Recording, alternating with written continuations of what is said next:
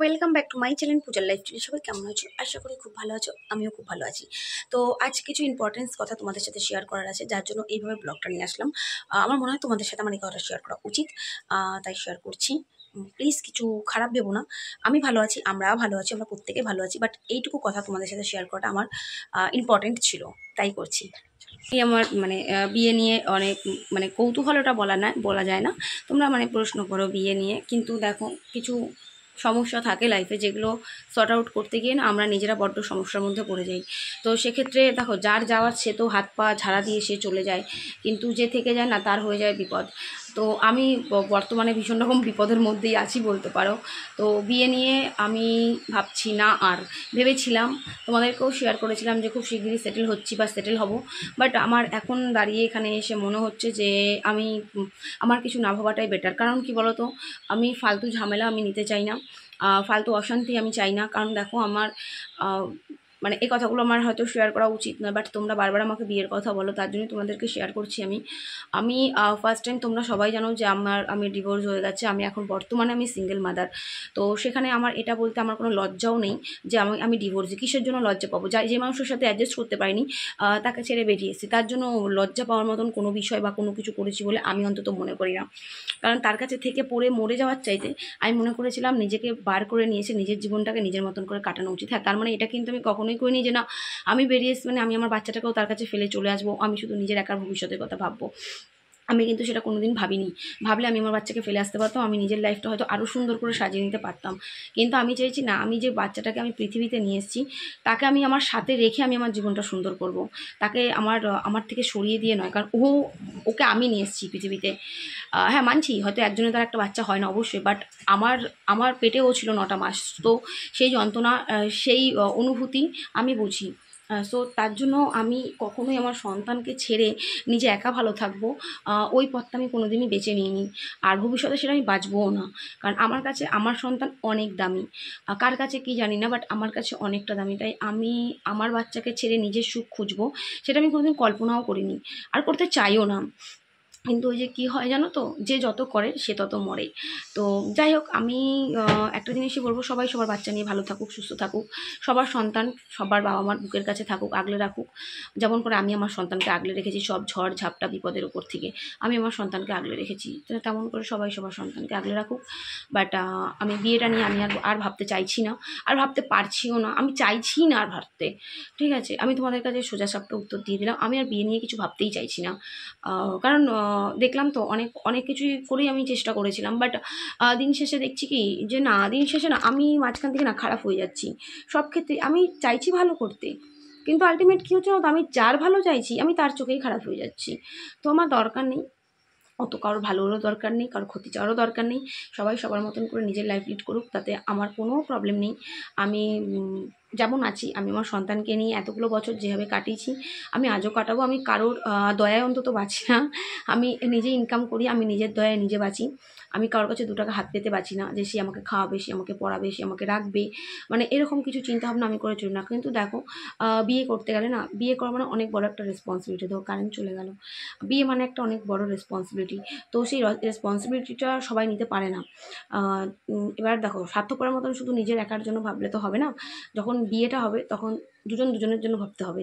তো সেক্ষেত্রে আমি মনে করি রেসপন্সিবিলিটি যদি কেউ না নিতে পারে, কোনো বিষয় যদি কেউ আমি যদি কারোর রেসপন্সিবিলিটি না নিতে পারি, বা কেউ যদি আমার রেসপন্সিবিলিটি না নিতে পারে, আমার মনে হয় সেরকম সম্পর্কতে জড়ানোর চাইতে না জড়ানোই ভালো। কারণ কি জানো তো, আমি হচ্ছে একটা ঘরপোড়া গরু, একবার ঘা খেয়ে বেরিয়ে এসেছি। তো দ্বিতীয়বার আমি এমন কোনো কাজ করতে চাই না, অন্তত দ্বিতীয় বিয়ের তকমাটা আমি আমার গায়ে লাগাতে চাই না। আপাতত এখনও আছি সিঙ্গেল মাদার, একটা ডিভোর্সি, এই অবধি বোধহয় আমার একটা সম্মান এখনও বজিয়ে আছে। কিন্তু দ্বিতীয়বার বিয়ে করে আবার সেখান থেকে সম্পর্ক নষ্ট হওয়া, সেই দ্বিতীয় বিয়ের তকমাটা, যে দ্বিতীয়বার ডিভোর্স হয়েছে, এই তকমাটা আমি আমার শরীরে লাগাতে চাই না, নাইবা আমি আমার সন্তানের শরীরে লাগাতে চাই। তো সেক্ষেত্রে আমি মনে করি যে সিঙ্গেল মাদার হয়ে থাকাটা বোধহয় বেটার। সেকেন্ড ম্যারেজ করাটাও আমার মনে হয় না আর কোনো জাস্টিফাই জায়গা আমার কাছে আছে বলে। ওই যে বললাম, আমি আমার তরফ থেকে চেষ্টা করেছিলাম, বাট দেখলাম তো না, আমার চেষ্টাটা নিতান্তই ভুল ছিল বা ভুল হচ্ছে, বারবারই ভুল হচ্ছে, বারবারই বুঝতে পারছি, তারপরেও আবার চেষ্টা করছি, আবার ভাবছি না আবার ভুল হয়ে যাচ্ছে। দেখো এইভাবে দোনোমনোভাবে তো কোনো রিলেশন চলতে পারে না, না? হ্যাঁ সম্পর্ক আছে, সম্পর্ক থাকবে, বাট বিয়ে অবধি কিছু ভাবছি না। হ্যাঁ ভাগ্যে যতদিন আছে ততদিন থাকবে সম্পর্ক, যেদিন ভাগ্যে থাকবে না সেদিন থাকবে না সম্পর্ক, কী আছে। বাট আমি আমার সন্তানকে ছেড়ে দিয়ে যে আমি নিজের সুখী জীবন কাটাবো, ওটা আমি কল্পনাতেও ভাবি না।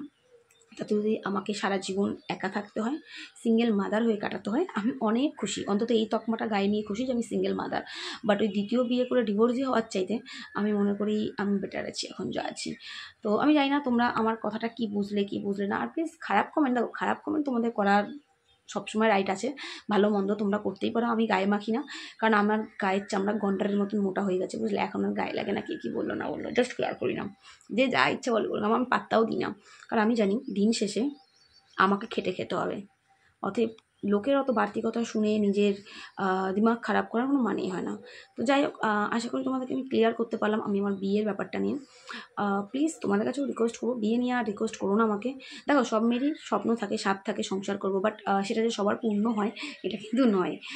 তো সেক্ষেত্রে সবার সব ইচ্ছে পূরণ হবে এরকমটা কিন্তু হয় না কখনোই। তো সেই জন্য কি জীবনে চলা শেষ করতে হবে না? আমার দুটো সন্তান আছে, এই একটা সন্তান আর আমার একটা সন্তান আছে, তোমরা সবাই জানো।